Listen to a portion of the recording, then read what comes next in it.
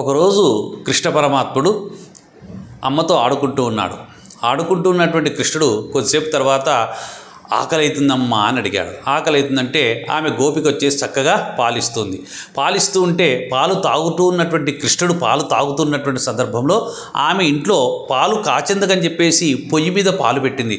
పాలు పొంగుతాయేమో అని చెప్పేసి కృష్ణుని ఒళ్ళో ఉన్నటువంటి వాడిని తటాలను ఒకసారిగా కింద పెట్టేసి పరిగెత్తుకుంటూ పోయి లోపల ఆ పొయ్యి పై నుంచి కుండను కింద పెట్టి వస్తామని లోపల పోయింది. అంత లోపలనే ఈయన కోపం వచ్చేసి నేను పాలు తాగుతూ ఉంటే నన్ను ఒళ్ళో నుంచి దించి కింద పెట్టి పాలకుండ దించేందుకు వంటింట్లోకి పరిగెత్తావని చెప్పేసి కోపంతో ప్రక్కలో ఉన్నటువంటి ఒక రాయి తీసుకొని అంతకు మునిపే ఆమె పాలు చిలకడానికి ఏర్పాటు చేసుకున్నటువంటి కుండను ఒక్క దెబ్బ వేశాడు. వేసేసరికి కుండ పగిలి అందులో ఉన్నటువంటి మజ్జిగంతా కూడా కిందికి కారిపోయింది.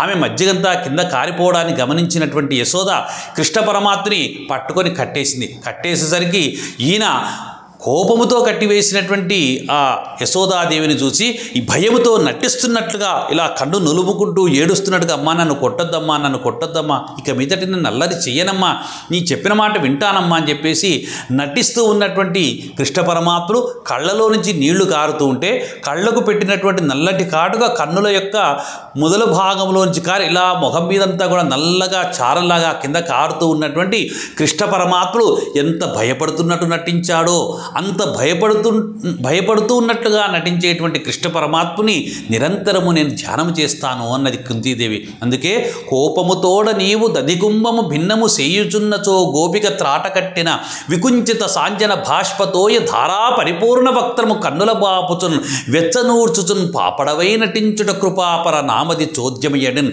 ఇంతలాగా ఎవరు నటిస్తారయ్యా? అంత బాగా నటించేటువంటి కృష్ణ పరమాత్మ అందరికంటే ఎక్కువగా నటించేటువంటి వాడా, నువ్వు జగన్నాటక సూత్రధారివయ్యా అని చెప్పేసి కృష్ణ పరమాత్మని మనసులో ధ్యానం చేసి స్తుతించింది కుంతీదేవి.